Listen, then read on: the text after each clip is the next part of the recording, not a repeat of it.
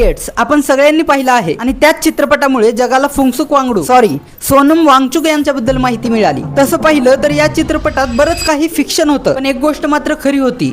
लडाख मधला एक सायंटिस्ट जो जग बदलू शकतील असे इन्व्हेन्शन्स तयार करत होता। 1966 मध्ये लडाख मधील एका छोट्या गावात त्यांचा जन्म झाला। वयाच्या 9व्या वर्षापर्यंत ते शाळेतच गेले नव्हते। त्यांच्या आईने त्यांना घरीच लडाखी भाषेत शिकवलं। पुढील स्टडीज साठी जेव्हा ते श्रीनगरला गेले तेव्हा त्यांना वीक स्टुडंट असा टॅग मिळाला आणि इथूनच सुरू झाली खरी गोष्ट। इंजिनिअरिंग पूर्ण केल्यानंतर त्यांनी लक्षात घेतलं त्यांच्या लहानपणी जे घडलं तीच प्रत्येकी लडाखी मुलाची कहाणी होती। 1980च्या काळात लडाख मधील तब्बल 95% मुलं 10वीच्या बोर्ड परीक्षेत नापास होत होती, कारण त्यांच्यावर अशी भाषा आणि सिलेबस लादला जात होता ज्याचा त्यांच्या आयुष्याशी काहीही संबंध नव्हता। मग 1988 मध्ये त्यांनी SCCMOL ही इन्स्टिट्यूट सुरू केली, अशी संस्था जिथे मार्क्स पेक्षा क्युरिओसिटी आणि इनोव्हेशन्सला जास्त महत्त्व दिलं आणि जी मुलं आधी नापास होत होती तीच तिथे जाऊन भन्नाट इन्व्हेन्शन्स करू लागली। सोनम वांगचुक यांची सर्वात मोठी अचीवमेंट म्हणजे आईस तुपा। सोप्या भाषेत सांगायचं तर हिवाळ्यातील पाणी मोठ्या बर्फाच्या मनोऱ्याच्या रूपात साठवून ठेवायचं, जेणेकरून उन्हाळ्यात शेतकऱ्यांना पाणी मिळू शकेल। याच इनोव्हेशन साठी 2018 मध्ये त्यांना रॅमन मॅग्सेसे अवॉर्ड मिळाला। गेल्या काही वर्षांपासून ते लडाखचे एन्व्हायरमेंट,